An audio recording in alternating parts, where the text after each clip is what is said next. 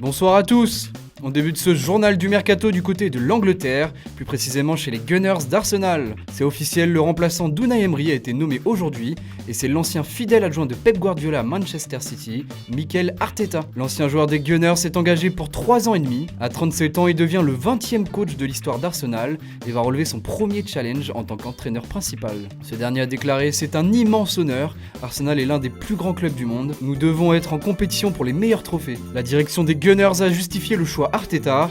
Nous avons rencontré plusieurs candidats de haut niveau et Mikel s'est distingué comme la personne parfaite pour nous. Mikel comprend Arsenal et ce que cela signifie pour nos fans du monde entier. Nous sommes impatients de le voir se mettre au travail et de tirer le meilleur parti de notre équipe. Les membres du staff de Mikel Arteta ne sont pas encore connus pour le moment et seront annoncés le plus vite possible. L'arrivée du coach espagnol met donc fin à la mission d'intérim qui avait été confiée à Freddy Ljungberg depuis le 29 novembre dernier. En 5 matchs à la tête des Gunners, le bilan est mitigé pour l'ancien milieu offensif, avec 1 victoire, 2 nuls et 2 défaites. Arteta aura pour mission principale de remettre Arsenal dans le top 4 de la Première Ligue et de faire un beau parcours en Europa League. Il devra également remobiliser ses troupes car certains joueurs pourraient partir durant ce mercato hivernal.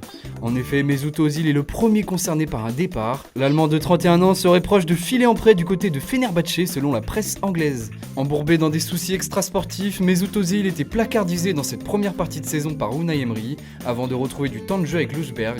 L'ancien joueur du Real Madrid est sous contrat jusqu'en juin 2021 avec Arsenal. Autre dossier compliqué, le nouveau capitaine Pierre-Emerick Aubameyang voudrait quitter Londres. L'ancien Stéphanois est l'un des hommes forts d'Arsenal depuis son arrivée en 2018. Régulièrement annoncé dans le viseur du FC Barcelone, Aubameyang sait qu'il se retrouvera en juin prochain dans une situation contractuelle favorable à un départ si Arsenal souhaite récupérer de l'argent. Même cas de figure pour Granit Xhaka et Alexandre Lacazette. Le premier a été destitué de son brassard après son clash avec les supporters et un départ semble à l'ordre du jour. Quant à l'attaquant français, ses velléités de départ seront de plus en plus grandes si les ambitions d'Arsenal régressent. Du côté des arrivées, l'espoir du Séville FC Antonio Zarzana serait ciblé par le nouveau coach Arteta. Les pensionnaires de l'Emirates espèrent prendre de vitesse le Bayern Munich, Liverpool ou encore le Real Madrid sur ce dossier. On passe en France où Leonardo Jardim n'est plus en odeur de sainteté sur le rocher. Le coach portugais pourrait démis de ses fonctions d'entraîneur de l'AS Monaco pour la 2e fois lors des prochains jours. Selon nos informations, Laurent Blanc aurait déjà rencontré les dirigeants monégasques et pourrait devenir le successeur du technicien portugais. Libre depuis son départ du PSG en 2016, l'ancien sélectionneur des Bleus fait ainsi partie des profils appréciés par les dirigeants rouges et bleus. Outre la piste blanc, l'ASM a sondé l'entraîneur breton Julien Stéphan, mais aussi Marcelino, limogé par Valence en septembre dernier.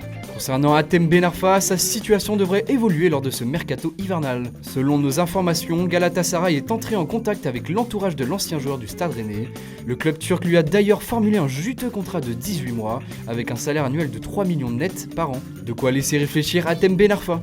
À Lyon, Ezequiel Garay courtisé pour éventuellement remplacer un Marcelo dans l'impasse suite à son conflit avec les supporters lyonnais. Le défenseur argentin de 33 ans évolue actuellement à Valence et sera libre de tout contrat en juin prochain. Du côté de Nice, Adrien Tamézé est sur le départ.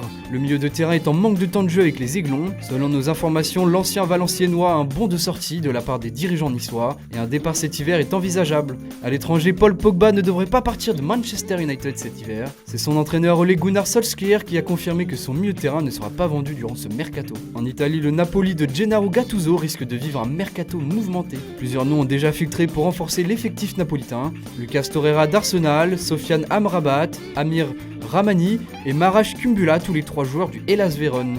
L'Inter Milan serait quant à elle disposé à mettre 35 millions d'euros sur la table pour s'attacher les services de Dejan Kulusevski, auteur d'une belle première partie de saison avec Parme où il est prêté par l'Atalanta. À Bergame, on espère faire monter l'offre jusqu'à 40 millions.